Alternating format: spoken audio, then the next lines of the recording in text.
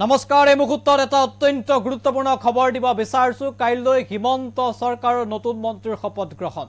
দিনৰ 12 বজাত শপত গ্ৰহণ কৰিব চাৰিগৰাকী নতুন মন্ত্ৰীয়ে উজনি অসমৰ দুগৰাকী বিধায়ক বৰাক উপত্যকাৰ দুগৰাকী বিধায়কে ল'ব শপত মন্ত্ৰী হিচাপে শপত গ্ৰহণ কৰা চাৰিগৰাকী বিধায়কলৈ ইতিমধ্যে শুভেচ্ছা বাৰ্তা প্ৰেৰণ কৰিছে বিভিন্নজনে আৰু কাইলৈ দিনৰ 12 বজাত শপত গ্ৰহণ কৰিব চাৰিগৰাকী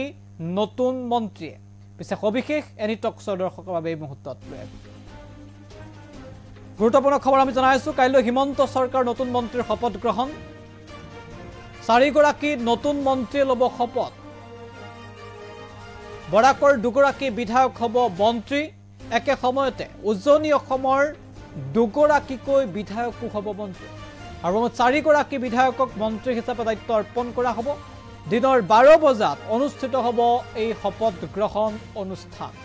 শপত গ্ৰহণ কৰিব প্ৰশান্ত ফুকন ডিব্ৰুগড়ৰ বিজেপি বিধায়ক ৰূপেশ গোৱালা ডুমডুমাৰ বিজেপি বিধায়ক লক্ষীপুৰ সমষ্টিৰ বিজেপি বিধায়ক কৌশিক ৰায় পাথাৰকান্দি সমষ্টিৰ বিজেপি বিধায়ক কৃষ্ণেন্দু পালে চাৰিগৰাকী বিধায়কক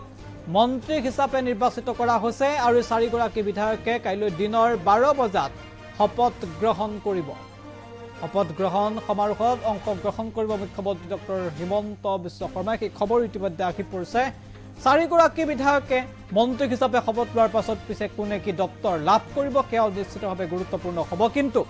সঞ্জয় কিষাণ যিগৰাকী মন্ত্ৰী প্ৰাক্তন মন্ত্ৰী কাৰণ পদত্যাগ কৰিছে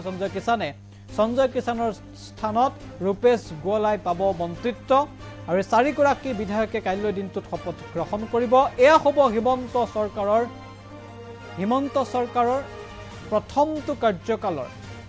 অন্তিমখন মন্ত্ৰীসভা সম্প্ৰসাৰণ ইয়াৰ পিছত আৰু হয়তো আৰু মন্ত্ৰীসভা সম্প্ৰসাৰণ নহয় বা ৰদ বদল হয়তো নহব কাৰণ 2026 নিৰ্বাচন সমাগত গতিকে নিৰ্বাচনৰ প্ৰাক্ষণত এয়া হ'ব অন্তিমটো মন্ত্ৰীসভা সম্প্ৰসাৰণ কোনে মন্ত্ৰিত্ব পাব তাক লৈ চলিছিল ব্যাপক চৰ্চা উজনি অসমৰ দুগৰাকী আৰু বৰাকৰ দুগৰাকী বিধায়কক মন্ত্ৰী হিচাপে ইতিমধ্যে বাছনি কৰা হৈছে আৰু চাৰিগৰাকী বিধায়কে নতুন মন্ত্ৰীৰূপে কাইলৈ দিনটোত শপত গ্ৰহণ কৰিব অসম সবিশেষ ইতিমধ্যে আমি উল্লেখ কৰিছো আৰু এই চাৰিজনৰ ভিতৰত উল্লেখ কৰিছো কৌশিক ৰায় কৃষ্ণেন্দু পাল ৰূপেশ গোৱালা প্ৰশান্ত ফুকন